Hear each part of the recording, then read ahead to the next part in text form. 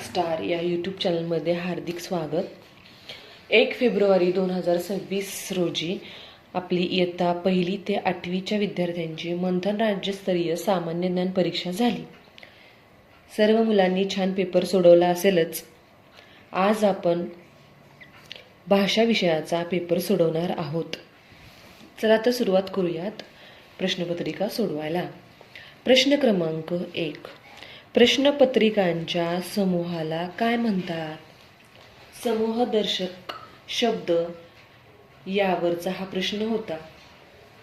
तर समूहदर्शक शब्द जर पाठ असतील मुलांचे तर मुलांना हा प्रश्न अतिशय सोपा गेला असणार आहे, कारण प्रश्नपत्रिकांचा संच असतो. म्हणून पर्याय क्रमांक 2 हे उत्तर आपलं बरोबर येणार आहे. पुढील प्रश्न क्रमांक 2. खालील पर्यायातून वचनासंबंधी योग्य जोडीचा पर्याय शोधा. इथं या प्रश्नामध्ये एक वचन किंवा अनेक वचन असा उल्लेख नव्हता. त्यांनी असं दिलं होतं की खालील पर्यायातून वचनासंबंधी योग्य जोडीचा पर्याय शोधायचा होता. म्हणजेच इथं एक वचन अनेक वचन अशा जोड्या दिलेल्या होत्या. एक झोका अनेक झोके, एक छत्री अनेक छत्र्या, एक दरवाजा खिडकी असं होतच नाही. आपल्याला योग्य जोडी शोधायची होती. म्हणजेच हा पर्याय चुकीचा होता, 2 नंबरचा पर्याय चुकीचा होता, 3 नंबरचा पर्याय चुकीचा होता आणि योग्य पर्याय येतो एक बटाटा अनेक बटाटे.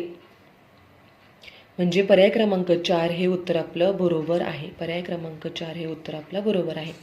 पुढील प्रश्न क्रमांक 3. सोबतच्या चित्रातील प्राणी ओळखा व प्राण्याचा पिल्लू दर्शक शब्द पर्यायातून शोधा. सोबतचे चौकटीमध्ये जे चित्र आहे ते सिंहाचे आहे आणि सिंहाचा असतो छावा. पर्याय क्रमांक 3 हे उत्तर आपलं बरोबर आहे. पिल्लू दर्शक शब्द यावर हा आधारित प्रश्न होता. सर्व मुलांनी सोडवलाच असेल. पुढील प्रश्न क्रमांक 4. इथं एक आपणाला फुलांमध्ये काही अक्षरं दिलेली होती आणि ती अक्षरं आपणाला जुळवायची होती आणि अर्थपूर्ण शब्द तयार करायचा होता.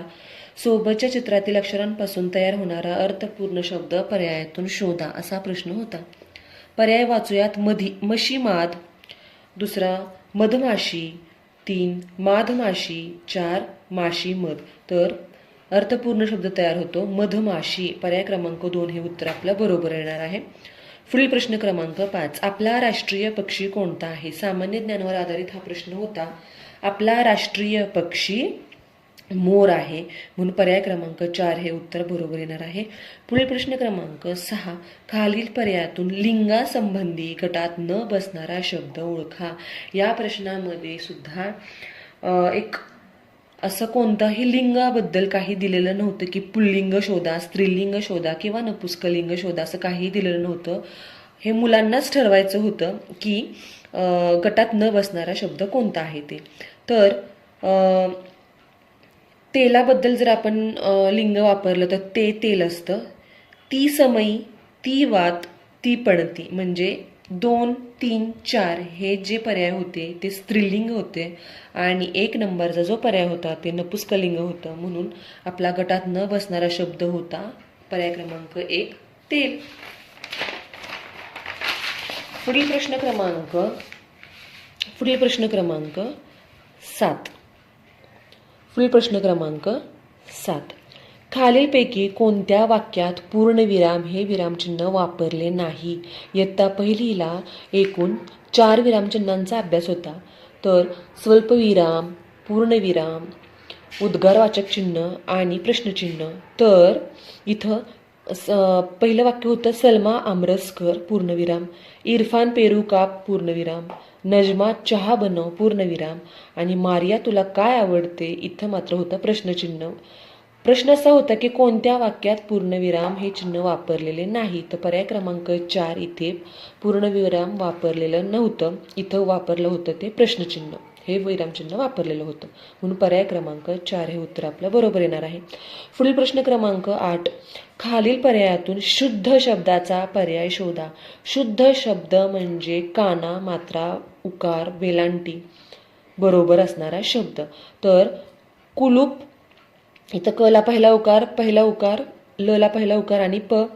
इथं जर सगळे व्यवस्थित शब्द पाहिले तर पर्याय क्रमांक 1 हे उत्तर आपलं बरोबर येणार आहे. कारण की कुलूप या शब्दाला क ला पहिला उकार, ल ला दुसरा उकार आणि प, कुलूप असा हा प्रश्न होता. त्यानंतर पर्याय क्रमांक पुढील प्रश्न आहे प्रश्न क्रमांक 9. खालील वाक्यातील अधोरेखित शब्दाचा विरुद्धार्थी शब्द पर्यायातून शोधा. अधोरेखित शब्द होता लवकर. वाक्य वाचूयात आपण. सोहम सकाळी लवकर उठतो. आता इथं अधोरेखित शब्द होता लवकर, याचा आपल्याला विरुद्धार्थी शब्द शोधायचा होता, विरुद्ध अर्थाचा शब्द शोधायचा होता. तर पर्याय वाचूयात आपण. बसतो, उशिरा, पटकन आणि जलद. तर लवकर म्हणजे लवकर आणि याचा विरुद्धार्थी शब्द येणार होता उशिरा. लवकर उशिरा म्हणजे पर्याय क्रमांक 2 हे उत्तर आपलं बरोबर येणार आहे. पुढील प्रश्न क्रमांक 10. खालील शब्दाच्या यादीत कोणते अक्षर वापरल्यास सर्व अर्थपूर्ण शब्द तयार होतील? तर इथं या यादीमध्ये काही अक्षरं वापरायची होती आपल्याला आणि अर्थपूर्ण शब्द तयार करायचा होता. आता इथं बघितलं तर भा, इथं रिकाम्या गाळलेला आहे शब्द आणि ण, इथं सुद्धा औ गाळलेला आहे शब्द आणि ध, च गाळलेला शब्द, क, वी इथं सुद्धा गाळलेला शब्द आहे आणि य. तर इथं पर्याय क्रमांक 3 षटकोनाचा जर आपण इथं वापरला तर सगळेच अर्थपूर्ण शब्द तयार होतात. भाषण, औषध, चषक आणि विषय म्हणून पर्याय क्रमांक 3 हे उत्तर आपलं बरोबर येणार आहे. पुढील प्रश्न क्रमांक 11 व 12 साठी सूचना. खाली दिलेली कविता वाचून त्या खालील प्रश्नांची योग्य उत्तरे पर्यायातून शोधा. आपणाला इथं कविता दिलेली होती. या चौकटीमध्ये आपण कविता वाचूयात.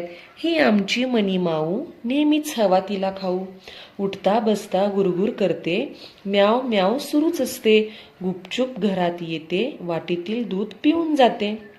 बघा, या चौकटीतील कविता जेव्हा आपण वाचू त्यावेळी आपल्याला असं समजतं की ही कविता मांजरावर आणि मनीमाऊवर म्हणजेच मांजरावरची आहे.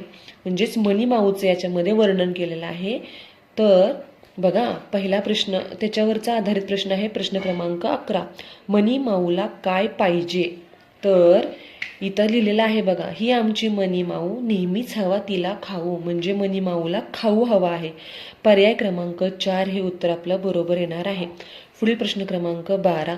मनीमाऊ कोणतीही गोष्ट करत नाही. बघा, आपण पर्याय वाचूयात. गुपचूप घरात येते, उठता बसता गुरगुर करते, घराचे राखण करते, वाटीतील दूध पिऊन जाते. तर इथं बघा त्यांनी दिलेलं आहे उठता बसता गुरगुर करते, म्याव म्याव सुरूच असते, गुपचूप घरात येते, वाटीतील दूध पिऊन जाते. तर इथं दिलेलं आहे आपल्याला कोणती गोष्ट करत नाही, तर घराचे राखण करते. घराचं राखण मनीमाऊ करत नाही. म्हणून पर्याय क्रमांक 3 हे उत्तर आपलं बरोबर येणार आहे. पुढील प्रश्न क्रमांक 13. वाघाच्या ओरडण्याला काय म्हणतात? वाघाची डरकाळी असते. बघा, वाघाची डरकाळी असते. बघा, खिंकाळी, इथं बघा घोडा खिंकाळतो, सिंहाची गर्जना असते आणि मोराची केकावली असते. म्हणून वाघाची काय असते? वाघाच्या ओरडण्याला काय म्हणतात? म्हणून पर्याय क्रमांक 2 हे उत्तर आपलं बरोबर येणार आहे. वाघाची डरकाळी असते.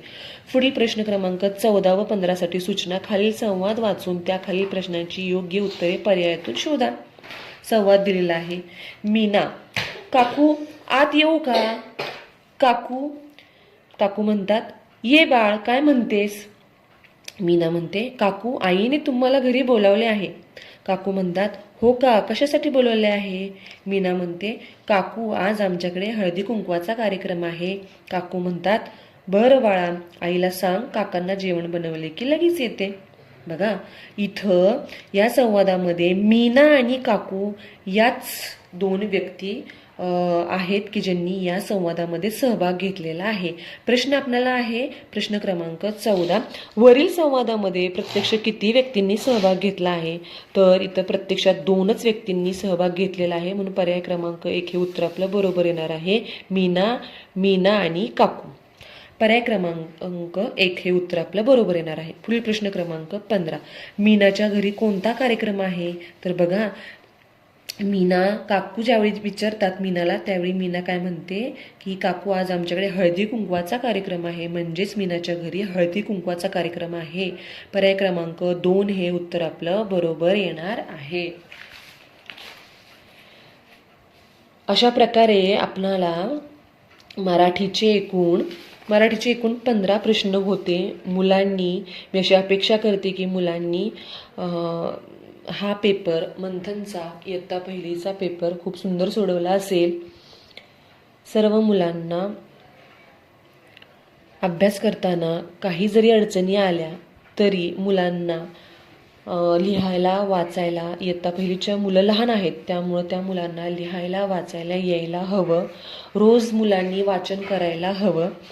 अक्षरांची ओळख त्या मुलांना व्हायला हवी, असायलाच पाहिजे. आणि